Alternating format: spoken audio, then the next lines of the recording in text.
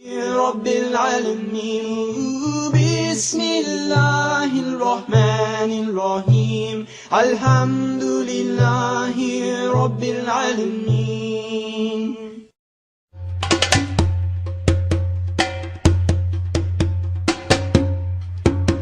Well, I was born in just north of Wellington, into a Christian family, which meant that we all got up on Sunday morning. I was the youngest of 5, and we all got up on Sunday morning and went off to Sunday school. My mum and dad had to sleep in. Hope my brothers won't mind me saying this. So they're in Aussie now, so it won't matter. But we used to get money to put in the plate, and they always used to take mine and go and play pool. So I think that was probably a pretty average, Kiwi upbringing in those early years. I was in the school choir and I was baptised, that thing. It was a part of our life, but it wasn't like, the heavy Catholic type thing. And again, it was probably more of the social thing, and I think the parents' idea of that they've discharged their duty, sending us there and putting us on the right foot, hopefully.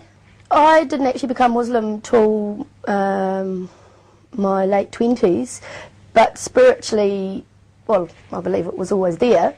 In my teens, obviously at that age, starting to question things and that. And I had a few experiences, not quite life-threatening, but probably when you're maybe 12 years old and you're on a out-of-control horse, yeah, that seems life-threatening. And I mean, that's one point for me that I can always go back to, where sort of everything else was gone and I just cried out, God help me. And to me, that's sort of like an innate thing inside you that, there is something bigger. I left home when I was just shy of 17, I think, and came to the Big Smoke of Auckland.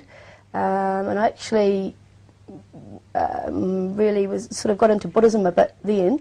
And there used to be a temple in Mount Eden then I used to go to now and again. And that was like my first look into, religion apart from Christianity. And I sort of see that as probably the other extreme from Christianity, is that you don't really believe in a God. So I sort of started at Christianity and went here to Buddhism, and then round to Hinduism, I suppose.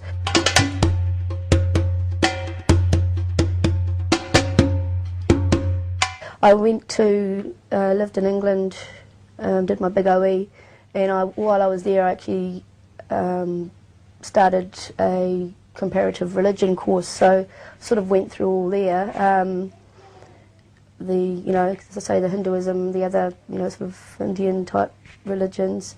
And it was probably, Islam was actually at the end of the course, and it was actually before we got to the Islamic part of the course that it really just started falling in front of me.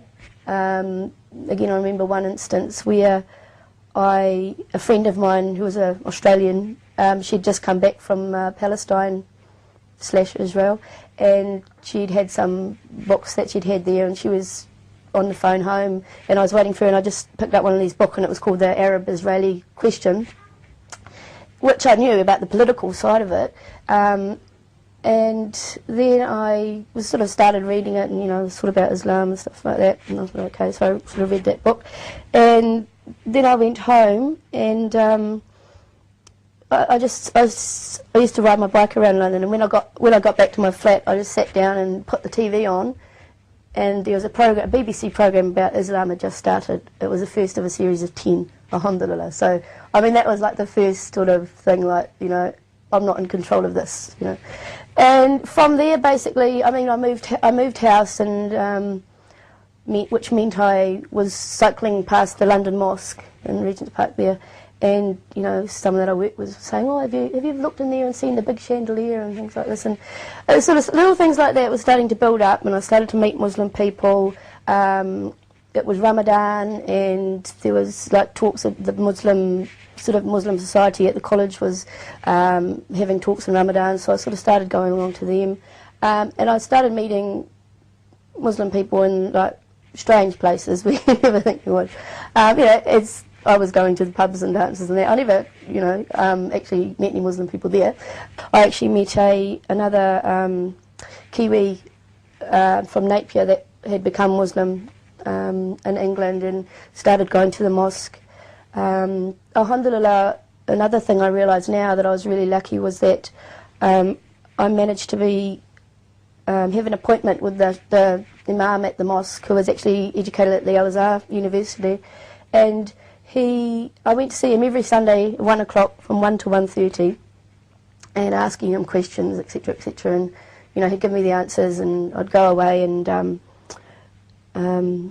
you know, during the week I'd be reading, etc., and I'd write all down these questions, etc., and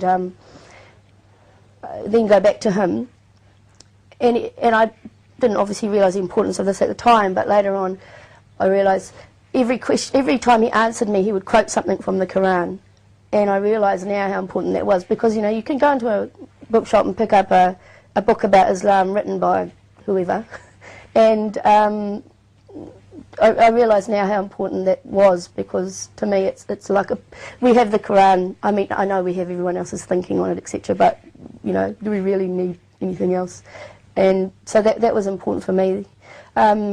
So alhamdulillah, it was actually 2 years after that first day that the program on Islam was on, till when I actually took my Shahada in London, and I remember saying, well, I'm 96% sure about this Quran and all this, but I don't want to wear that scarf. So that was, you know, that was the final frontier for me.